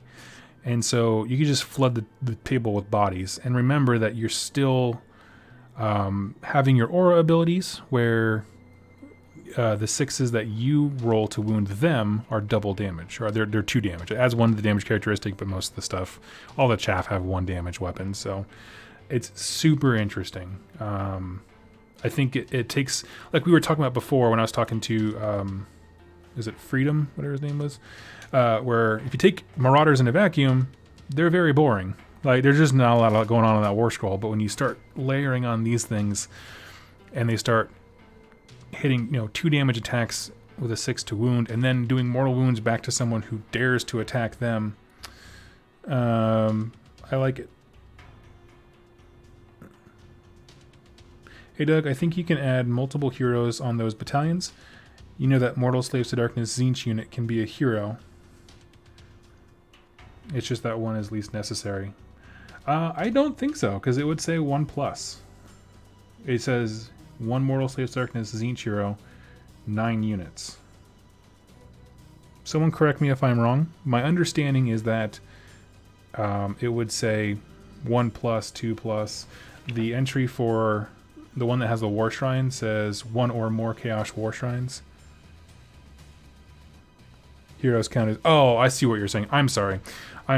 Yes, you are correct. I misunderstood what you were saying. You're saying that you have your hero that's designated as the person of this, and then the other of those 9 below it, those can also be heroes. Yes, you are correct. I'm sorry. I misunderstood what you were trying to say. Yeah, so that's the thing you can do. The only reason that that's important is the Warcry stuff and the Dark Oath stuff cannot take marks. And so that does become relevant. It does limit your choices when it comes to these things specifically, and they do have some command abilities that are totally worth it. So, I'm sorry, I totally misunderstood what you were saying. It didn't come through in the text in my brain, but you are correct. So, where are we at? So we just finished the Nurgle one. I think that's the right way to go. It's this. I think the strongest. If you're going to do hordes and hordes of dudes, yes. Pleasurebound Warband. This is the Slaanesh one. Remember, it does stack with all the Slaanesh auras of run in charge if it's the general, and 6s become 2 attacks when you roll a 6 to hit. Let's see.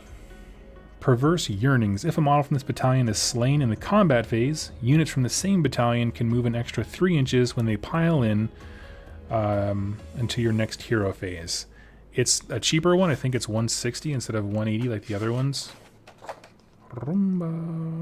Yep, Pleasurebound. It is. And I don't know. That's fine. Someone tell me in the chat. Do you think that an extra 3 inches to pile in is awesome. You know, that's the thing is, like, it can't be the first unit to pile in because you have to take, someone has to die for that to happen. But it is one of those ones that, like, it doesn't matter if a hero dies or not. I don't know. That's not my favorite, I'll be honest with you. It's a cool way, you know, if you're going to mark your stuff as Slanesh, it does fit really well with the run and charge, you know, because then you can just really wrap around something. But yeah, now I'm rethinking that blood marked one now that you guys have corrected me that you can have multiple heroes in there. That's interesting. I misread it to say if the hero from this battalion, so I thought that it had to be locked into that specific one. But now that I'm rereading it, it's not. So because anything can be a hero, that's a very interesting option. Yeah, the Slanesh one doesn't stand out to me too much. And we already talked about the Overlords of Chaos. That's the Varen Guard can each pick a different circle thing. And it's just various buffs. They're fine. So that is it for battalions. I'm going to pause there and open things up to questions. And we look at the chat here. If you have any questions about something or want to correct me, please go ahead.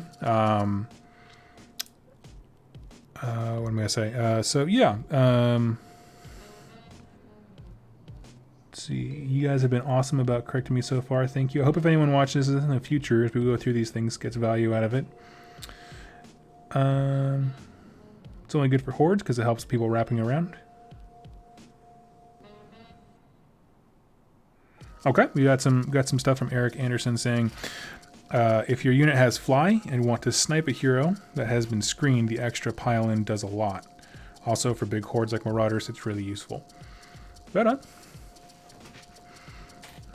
It just, you know, it just doesn't have the same flair as the Mortal Wounds going back to people, but I do understand it has a lot of utility, especially, you know, when you can do increased speed and that kind of stuff. And if you are taking Marauders, the weight of dice that you can roll with Marauders now, with 6s turning into 2 hits, is pretty cool. So, okay, I'm going to move along if no one has any questions for me. And I just want to highlight a few War Scrolls. I'm not going to dive into all of these. I'm just going to highlight the ones that I think are their standout. Because now the app is updated, you can go in and read them for yourself. You know, this is the free stuff you can do your own research for. Arcahaon, I like him.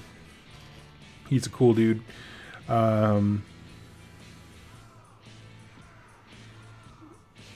Let's see. You can use this command ability once per turn in the hero phase. If you do so, pick one friendly Slaves to Darkness unit from the battlefield. Until the end of the battle round, if a model from that unit is slain by an attack made with a melee weapon, that model can fight before it is removed from play. That's a cool one. Yeah, so go ahead and read these. Like I said, I'm just going to pick out the ones that I think are really, really cool. Gaunt Summoners got a huge facelift.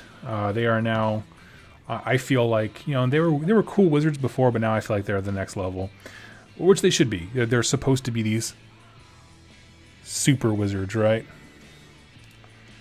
Book of Profane Secrets. Once per battle at the start of the hero phase, you can say this model will use its Book of Profane Secrets. If you do so, you can summon one unit from the list below to the battlefield and add it to your army.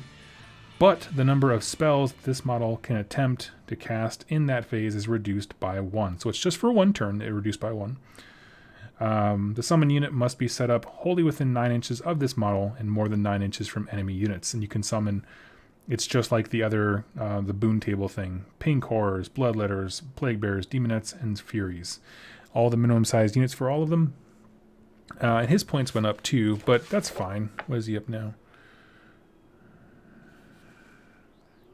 He's now 260, but you factor in that he gets the free thing, and every other turn than the one that he summoned them in, he can cast 2, unbind 2. He functionally has a 4-up save, right? Because he has the disc that says add 2 to save rolls for attacks made with melee weapons. Of course, he's vulnerable to shooting. Let's see. Yeah, so he's cool. I think that was a cool change I wanted to point out. Chaos Lord on Mana Core didn't change very much. They changed the Winds of Chaos spell, which I used to like, and I always failed at it. They just cleaned up the wording a little bit. I'm looking for big changes. Here's our new Chaos Lord on Karkadrak, I think is what it's called. I'm going to pronounce it that way. He's basically a bigger, beefier version of the Chaos Lord on Demonic Mount. Demonic Mount is just a better horse guy, or model, I suppose. And the new Demonic Mount he's beefy. He's got, does he have more wounds? Got one more wound, but one less movement. And just a lot more attack profiles, that kind of stuff. Same command ability. Jake Wright asks, hey Doug, can these guys be taken with Blades of Corn, Maggotkin, etc.? Yes and no. Yes, they individually can, because on a War Scroll basis, they can still take marks. Just like they could before. You know, they've always been able to be taken by other factions, but they won't get the Slaves to Darkness specific allegiance abilities. So keep that in mind. But they did not, the War Scrolls got updated and changed, so I think that they're better all around for everybody. But nothing changed as far as like other factions trying to take them. So that's a good question. Let's see. Okay, Ogoroid Myrmidon. This is the Warcry dude that we don't actually have a model for quite yet. And I'm just going to say it. He's not stellar. He doesn't leave much of an impact, but I kind of want him anyway. He is a hero. And he basically has Inspiring Presence, but for one cultist unit, meaning the Warcry models. And that's pretty much it. He's kind of like an Ogoroid Thaumaturge that can't do spells, basically. You know, kind of a big fighty monster. 8 wounds and a 4-up save. You know, if you want something that can just hang around and fight, but he doesn't even have the Undivided keyword, which is interesting. So there's that. One thing I want to highlight for my good friend Brent over on Really Ones is that Be'lakor is now an official part of the army. I thought he was going to go away or become a generic demon prince, but Be'lakor is officially in, and he is pretty stinking cool. I don't know what his other War Scroll was. He basically has Ethereal, but it's not called Ethereal. It's important. Ignores positive and negative modifiers on a 4-up save.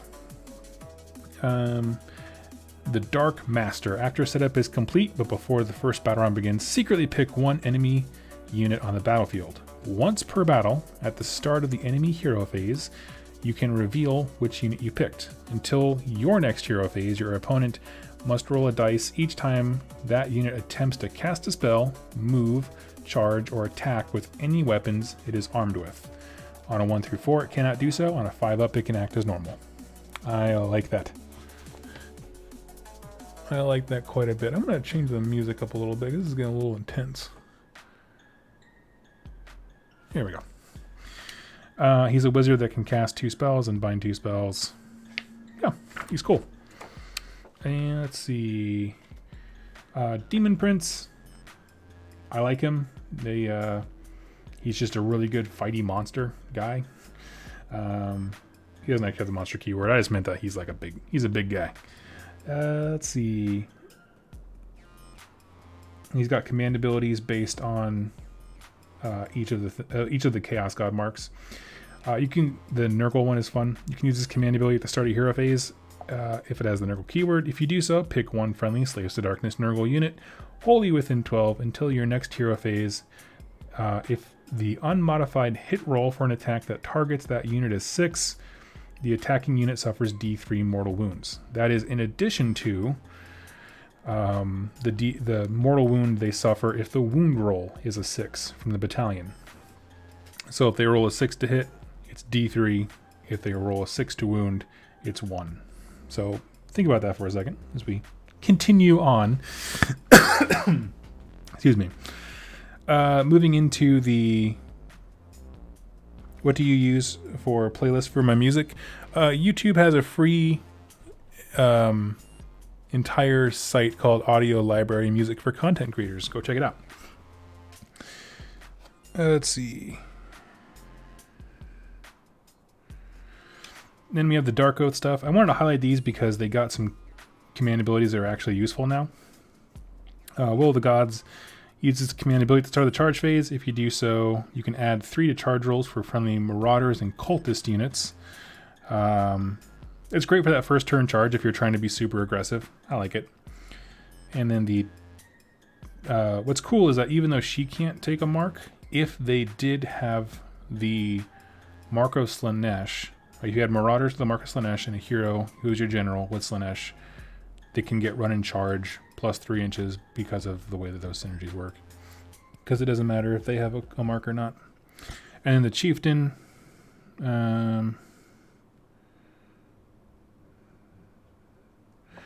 he lets them kind of do the Blood Warrior thing where they can, if they haven't fought yet, they can attack before they're removed if they die, basically.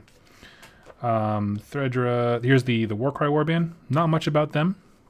The Chaos War Shrine did not change significantly.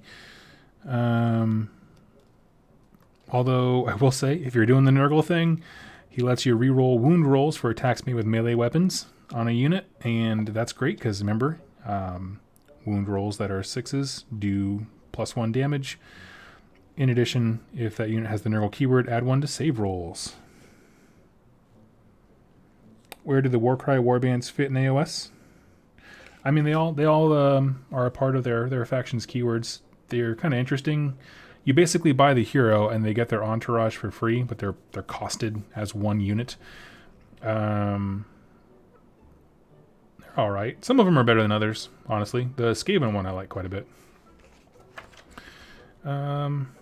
Chosen are still here. Spawn have not changed a ton.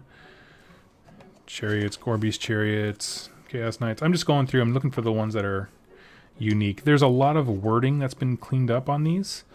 And so just kind of be on the lookout for new synergies and that kind of thing. Furies are the kind of undivided demons, if you will. And sneaky little devils, they basically have the skink ability. When you choose them to attack, they can back out of combat.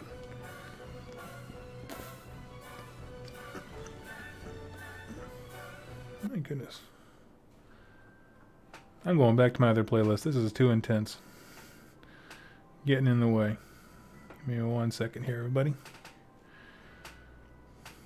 Does anyone have any specific war scroll they want reviewed? I'll open that up real quick.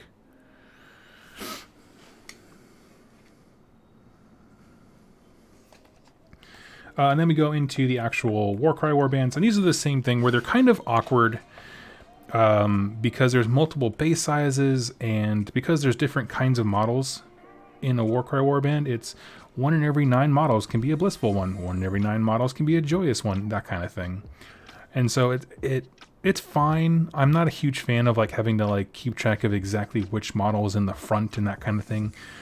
Like I said, it's cool. I don't mind it. I would prefer them thematically because they look so different and fun and varied, as if you're doing the Kabbalists sub-faction, them being the default entourage of the wizards who are getting auto-killed as sacrificial lambs.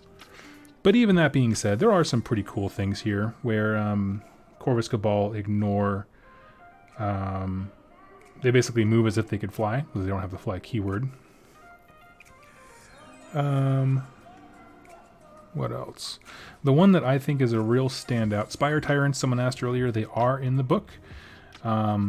They're basically just little melee guys. I mean, I think you're better served by taking Marauders, but that's, again, a personal opinion. I think the real winner is the Untamed Beasts. And the reason I say that is this. Unleash the Beast. This unit can run and charge later in the same turn. In addition, after armies are set up, but before the first battle round begins, this unit can move up to 6 inches. And that is tasty because... How much are they? They're 70, right? Yep, 70 for 9 dudes, and you can go up to 36. So 4 boxes. 4 boxes, or I guess 2 boxes now because they just released the boxes where they're doubled up. You can go up to that far. And so these are great scout units to be aggressive and throw stuff up super far as possible. And then also remember I think it's the Ravagers, where you can summon, all the heroes can summon a unit onto the table edges. Even though they can't move the turn that they come in, the fact that the next turn, if you get the double turn, they can run and charge to swamp someone on an objective or something like that. I think that they have a lot of game. Are there any spare heads in the Beast of Chaos Untamed Beast kit? I don't remember. I actually have an unbuilt set. I'll have to double check. I don't recall. There might be like 1 or 2 extra options. I think there is. I think there's like 1 or 2 extra heads, if I'm not mistaken. I would definitely go onto GW and look at the sprues and just double check me. Chaos Sorcerer Demonic Power, worth talking about? Yes, his spell did change. Chaos Sorcerer Lord, Demonic Power. Mortal Slaves to Darkness unit, wholly within 18 inches of the caster, invisible to them. You can reroll hit and wound rolls for attacks made by that unit until your next hero phase. Because it used to be hit, wound, and save rolls of 1. Am I wrong on that one? I think that used to be what it was, but now it's just all hits and all wound rolls, and I like that. Certainly good when it comes to, because for a lot of these units, there are a lot of pretty basic profiles that just throw a lot of dice, and so he's going to be great for if you do that Nurgle stacking thing we talked about, where your wound rolls are 6s do 2 damage. I love it. I love it. Also, Oracular Vision. Yeah, that hasn't changed. He can pick a dude within 12 inches. Oh no, that did change. Yeah, so it used to just be reroll save rolls of 1. So basically had a free Mystic Shield. Now it's just reroll all save rolls. So he can do all of those to a singular unit. So good call.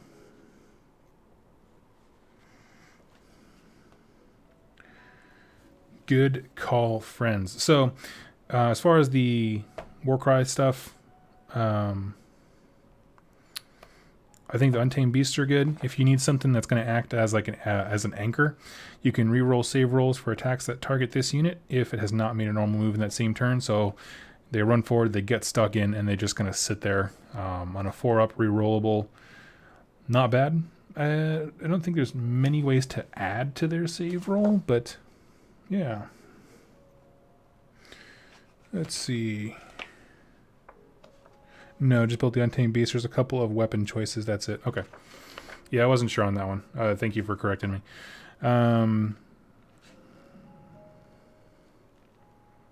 Let's see.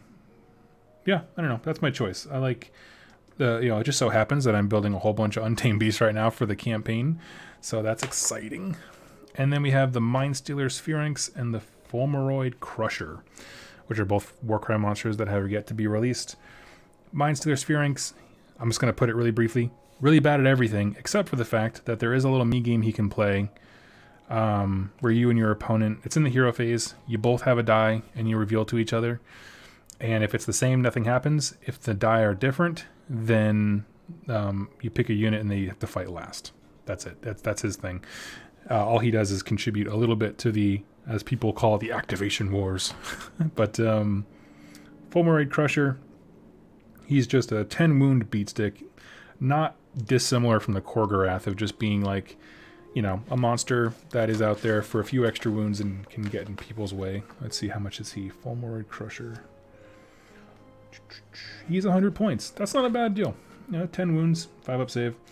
He can hurl a boulder at people.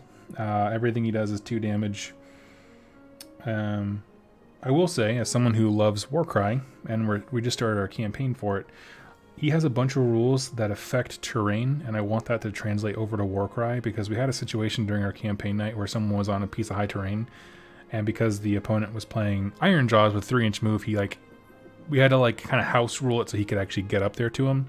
So the idea of having a unit that can smash a brick wall and make someone fall off of it sounds really legit. So these pick-a-die games just make it a 2-up. It's kind of how I feel, to be honest with you. I'm not a huge fan of the mini-games, games within a games. And the last thing, actually, I'm going to pause there. Does anyone have a war scroll that they really want me to check out? Or did I miss something that you think is of dire importance? As far as a change. If it's the same and you just like it, I'll pass. But those are the big ones. I think the Warcry warbands, specifically the Untamed Beasts, have a good role. And across the board, everything just got cleaned up, right? Like, for example, now the Varangard, they can just choose a mark. They don't have to have Arcahaon on the table like they did before. It was so dumb. And that's pretty universal. Let's see. Did you do the Slaughter Brute? No. And yes, the Spire Tyrants are included. They're kind of a... Let's see here. Slaughter Brute.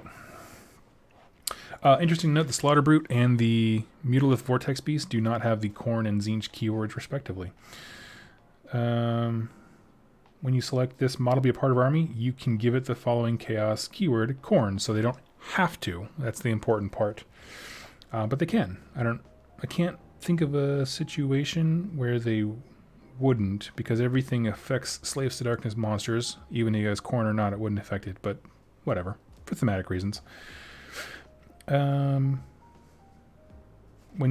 this model is set up for the first time, you can pick one friendly Slaves to Darkness hero on the battlefield to be its master. Add 1 to hit rolls for attacks made by this model. Yeah, I had that before. You can pick a master. Yeah, I don't think that's changed dramatically. His attacks are not bad. And the Vortex Beast, we talked about him just a little bit. And he has his random effect that he can do. So yeah.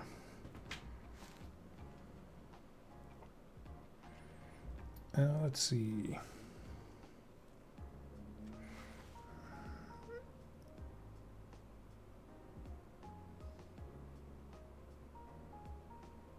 Give me 1 second here. I'm just reviewing the chat, make sure I didn't miss anything. Are Spire and Tyrants included? Yes, they are. Chat about them. They are included. They're just a very basic unit. They're almost like Marauders. Got a 4-up, 4-up. Not to hit to wound. No rend, 1 damage. I think they're going to be much more interesting in Warcry than in this. But again, you know, if you're picking an entourage for your Kabbalist unit, I think that they're kind of fun looking. What else? Warriors. You want to check out basic Chaos Warriors. They did get a little bit better. Certainly cleaned up a bit. Basic Warriors. 3-up, 3-up. With their weapons, 2 attacks. If you take double weapons, you can reroll flat hit rolls. So no reroll. It used to be chaos. Used to be rerolls of 1, which was dumb because I had a bunch of those with double weapons because that's how I got them. And then there was no reason to take the Khorne mark for anything because they would reroll hit rolls of 1. Anyway, and the shield is the same thing. On a 5-up, it negates mortal wounds. That's basically it.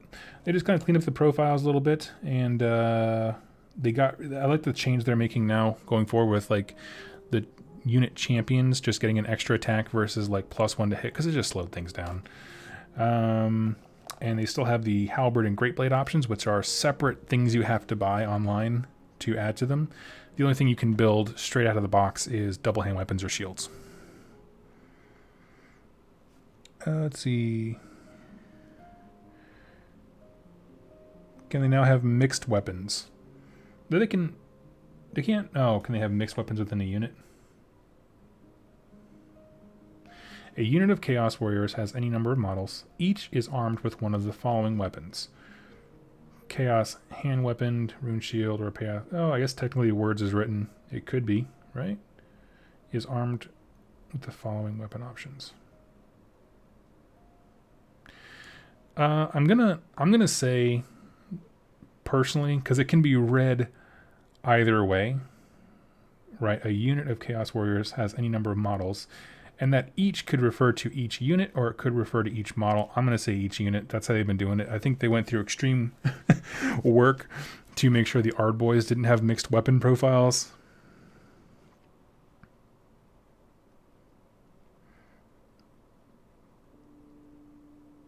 But that's definitely an FAQ worthy thing. That's a good point. I'm keeping a little log off to the right here of all the stuff that you guys are asking, because I'm going to submit the questions for FAQs. Seeing as the Star Collecting box has a weird variety of weapons, it must be okay. I'm not sure if they're just trying to show off what the contents. I'm pulling it up right now on my computer. Give me one hot second. It's one of those things where it's like, are they trying to just show us what the models could be built as? Or are they actually like legitimately mixing? Because, you know, it would also still work with the Iron Jaws theory that they could have mixed stuff, because they can, you know, like one guy in those units can take a shield and get a save on a mortal wound on a 6. So, yeah.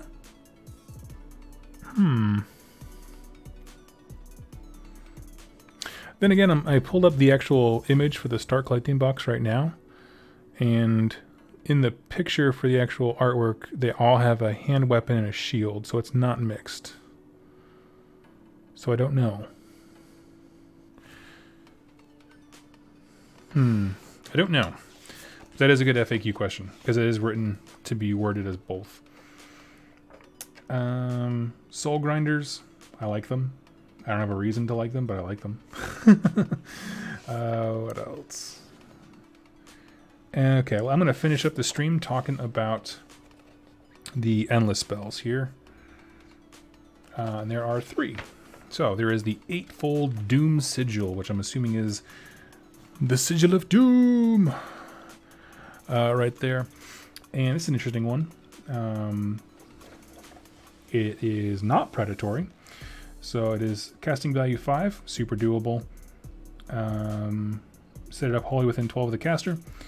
Keep track of the number of models that are slain within 12 inches of this model each turn. At the end of each turn, roll a dice for each model that was slain within 12 inches during that turn. For each 3-up, the player whose turn is taking place must pick one Slaves to Darkness unit wholly within 18 inches of this model. Add 1 to the attack's characteristic of that unit's melee weapons until that player's next hero phase. A unit cannot benefit from this ability more than once per turn.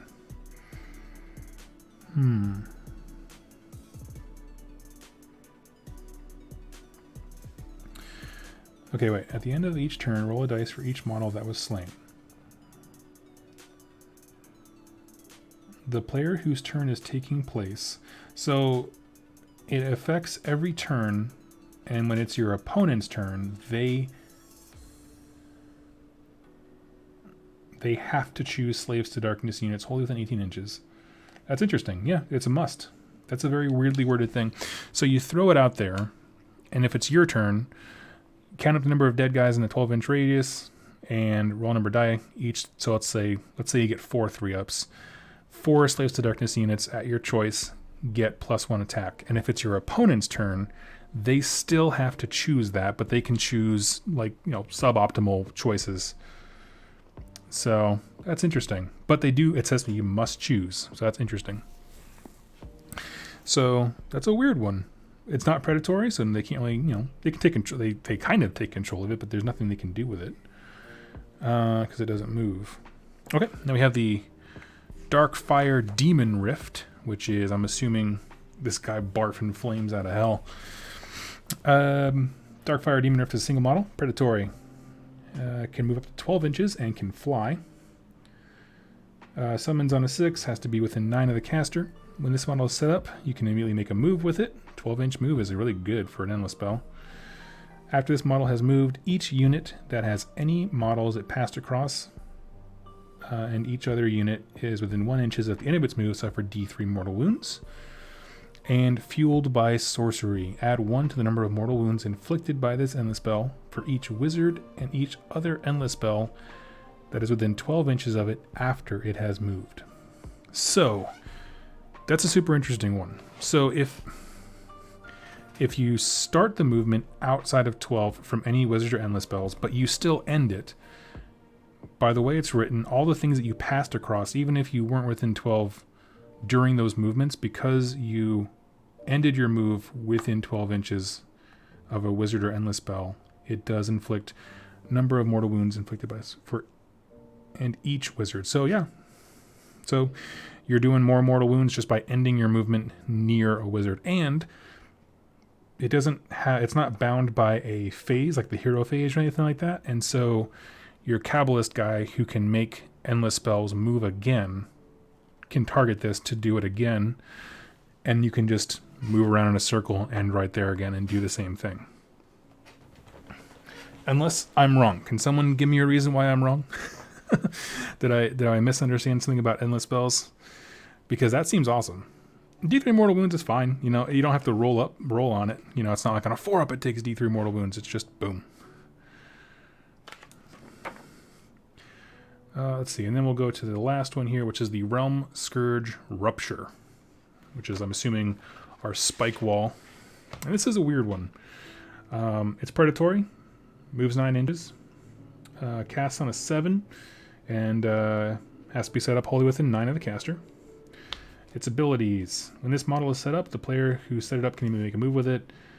Whenever you set up a Realm Scourge Rupture, you must place it widthways in the direction you wish to move. So, whenever it moves in a straight line. It cannot go backwards. It's like the pendulum. You just set it down, and it has to go fat ways towards the enemy. Which is, interesting. Some people like it, some people don't. What's it do when it gets there? Debilitating Shockwave. After this model has moved, each unit that has any models it passed across, and each other unit that is within 9 inches suffer... Oh, within 1 inch, sorry, that it ends with it, suffers D3 mortal wounds. In addition, at the end of the battle round, until the end of the battle round, have the move characteristic of each unit that has any models it passed across or ends within 1 inch of. So... You put it there, it goes in a straight line, and everybody it's touching is doing D3 mortal wounds, and until their next turn is doing half their movement. How expensive are these? 40, 60, and 50 respectively. So that's not bad. I think the sigil that gives you +1 attack and your opponent has to choose units for 40 points, I think that's pretty good. Especially with how many things, weight of dice will help you with. I think that's awesome. I like it. So here's the thing. I'm basically wrapping up because I'm starting to lose my voice, but I'm going to throw this out there. And does anyone have any questions for me regarding this book outside of lore? Am I going to collect them again? That's a good question. I don't know yet. Part of me really wants to. Because this is the book that I wanted. And if you don't know, so I used to have a Slaves to Darkness army.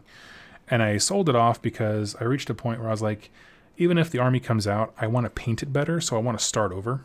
I still stand by that. I don't regret it for a millisecond. So do I want to restart the army? The answer is kind of yes. And I think I might start slowly and add these units to my Nurgle force that I have. I haven't gotten rid of it. And then slow build a Slaves to Darkness on the side. That's kind of my thought. They didn't get a terrain piece. No, they did not. No terrain piece. Let's see. Trying to think of what else. High level views, not having gone through it with y'all. I really do like the Kabbalists more than I thought I would. They're pretty cool. Will you sell them again? Oh, will I sell the Slaves to Darkness once I redo them? No, I don't think so. So I held on to that army longer than I've held on to any other army. And I did it because I really, really liked them. And then I just wanted to do better. So if I was going to buy them again, it would be for real skis, for permanent skis. And we'll see. I am after this, I'm going to go watch Ash's review of the new Warcry book because I think there's Slaves to Darkness stuff in there. I'm like, yeah. Let's see. All right.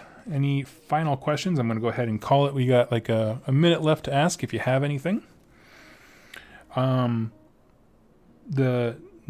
points that I'm a little bit disappointed on is I really wanted a prayer, at least a couple of prayers, for the War Shrine, maybe some more priests, because I like that dark sacrificial aspect of lore.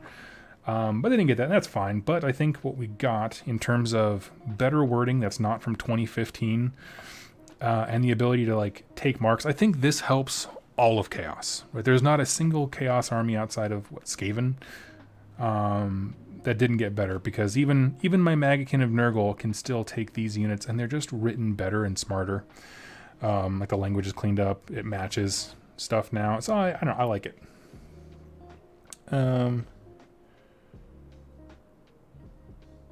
I'm not sure if this was covered, but can Kabbalist's rituals to move endless spells cause such to trigger damage more often? Yes, that is my understanding, because the triggering for damage is after this model has moved. Well, you're making a move with them. Each unit has any models it passed across, so let's double check that. But my understanding is yes, and that's why it's cool. Host. Despoilers. Big friendly.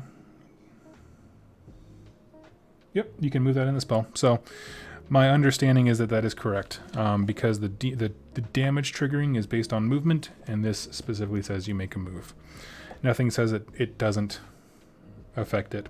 What's also super funny that I would love to see someone do someday, it's super corner case, but I want someone to do the Kabbalist thing that moves an endless spell and do it to chronomatic cogs and pull it away from their opponent so they can't use it. I don't know why I think that sounds super funny to me. Because it doesn't say they have to be predatory. They don't have to already be something that moves to be able to be moved. So I thought that was fun.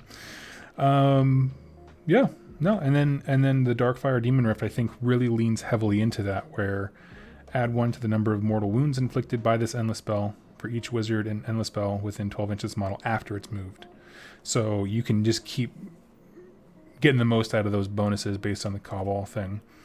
Like I said before, I think a real winner you're going to see is people allying in a Great Bray Shaman and the Wildfire Taurus. That endless spell is awesome because it also does D3 mortal wounds, but anything it touches has to fight last, if I'm not mistaken.